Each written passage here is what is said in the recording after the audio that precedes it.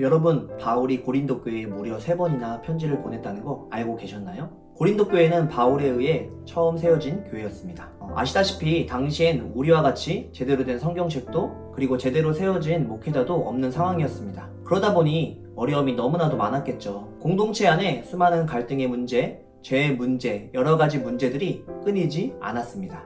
그래서 그러한 부분들에 대한 가르침의 메시지를 담은 편지가 여러분들이 잘 알고 있는 고린도전서입니다. 그리고 그 이후 바울이 고린도 교회에 방문을 했음에도 상황이 좋아지지 않고 오히려 더 악화되자 그 후에 제자 디도를 통해 강한 어조로 책망하며 경고하는 메시지를 담은 편지가 두 번째 편지입니다. 고린도전서와 고린도후서 사이에는 이렇게 한 통의 편지가 더 있었습니다. 그리고 그 두 번째 편지를 받고 나서 고린도 교회에는 회개하며 돌이키는 역사가 일어났습니다. 그래서 그 소식을 접한 바울은 기쁜 마음을 담아 위로와 보살핌의 내용으로 세 번째 편지인 고린도후서를 쓰게 됩니다. 오늘의 본문의 소제목은 고린도 교회 방문을 연기하다입니다. 왜 바울은 고린도후서를 시작하자마자 가장 먼저 이야기한 것이 고린도 교회 방문을 연기에 대한 해명이었을까요? 고린도 교회에 꼭 가고 싶었지만 자신의 계획과는 다르게 전도 여행의 상황들이 변경되어 바울은 고린도 교회에 갈 수가 없었습니다. 그러자 바울의 사도권을 인정하지 않고 여전히 회개하지 않는 몇몇의 사람들은 바울에 대해 약속을 지키지 않는 사람, 경솔하며 책임감이 없는 사람이라고 말하기 시작했습니다. 이 소식을 접해 들은 바울은 얼마나 답답하고 억울하고 화가 났겠습니까? 그 마음을 꾹꾹 누르며 편지를 적는 바울의 그 심정, 얼마나 그곳에 가서 문제를 해결하고 싶다는 생각이 들지 않았겠습니까?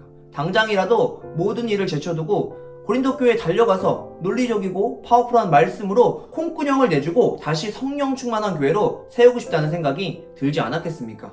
그러나 바울은 그렇게 하지 않았습니다. 그럼 바울이 게으르고 귀찮아서 가지 못했던 것일까요? 그것도 아닙니다. 바울이 이런 답답한 상황 속에서도 고린도 교회로 가지 않고 편지만을 보낸 이유가 있었습니다. 바울에게는 하나님께서는 언제나 신실하신 분이다라는 믿음이 있었습니다. 18절에 미쁘다라는 뜻은 신실하다라는 뜻입니다. 바울은 하나님의 신실하신 뜻 안에 있었던 사람이었습니다. 자신의 전도 여행의 계획도 하나님의 신실함 가운데 행했고 또 계획이 변경된 것도 하나님의 신실하심 가운데 되어짐을 바울은 믿었고 모든 결과 또한 하나님께 내어 맡길 수 있는 믿음이 그에게 있었던 것이죠. 결코 자신의 이기심과 순간적인 감정으로 계획이 변경된 것이 아니라는 뜻입니다. 하나님께서 하신다. 하나님은 언제나 신실하신 분이시다. 하나님은 믿을 만한 분이시다. 라는 믿음이 우리에게도 동일하게 필요합니다. 우리에게도 답답하고 억울한 상황, 짜증나고 분노하게 만드는 상황들이 얼마나 많이 찾아옵니까? 그런 문제들이 갑자기 찾아올 때 여러분들은 무엇을 의지하고 무엇을 통해 그 상황을 해결하려 하십니까? 그 순간에 나의 힘으로, 나의 지식으로, 나의 논리와 나의 경험으로 그 문제를 빠르게 해결하고 벗어나려 하지 않습니까?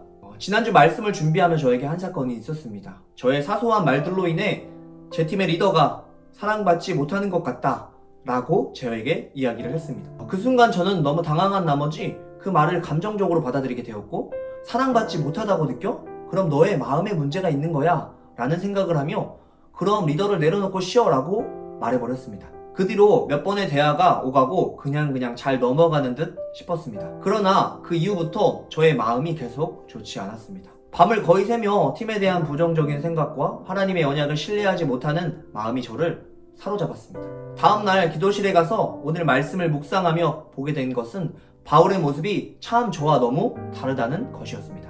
바울은 저의 상황보다도 훨씬 억울하고 힘든 상황, 그리고 저보다도 훨씬 더 지식이 뛰어남에도 그 상황에서 자기의 뜻대로 행하지 않고 하나님의 뜻대로 행해가는 바울의 모습을 보며 제 자신을 돌아보게 되었고 하나님 앞에 저의 연약함을 고백하며 나아갔습니다. 그리고 저의 팀을 향한 언약의 말씀을 다시 떠올리기 시작했습니다. 그리고 곧장 그 리더와 만나 하나님이 주신 마음으로 대화하고 저의 연약함을 고백하고 서로에 대한 오해를 풀어내며 하나님이 주시는 마음들을 나누게 되었습니다. 비온 뒤에 땅이 굳어진다라는 말이 있듯이 이 시즌 저희 팀은 하나님의 신실하심을 믿고 따르며 더 단단해지고 강력해지는 팀이 되어질 것입니다. 아멘. 이 시즌 우리 모두 고린도서를 묵상해 갈 때 나의 힘과 능력이 아닌 하나님의 신실하심을 그저 믿고 just do it 할 때 누성교회 안에 더 새로운 차원의 역사들이, 세상을 이기는 강력한 팀들이 세워지게 될 것을 믿음으로 선포합니다. 마지막으로 우리 함께 선포하고 마무리하겠습니다. 하나님은 언제나 신실하시다. 하나님은 언제나 미쁘시다.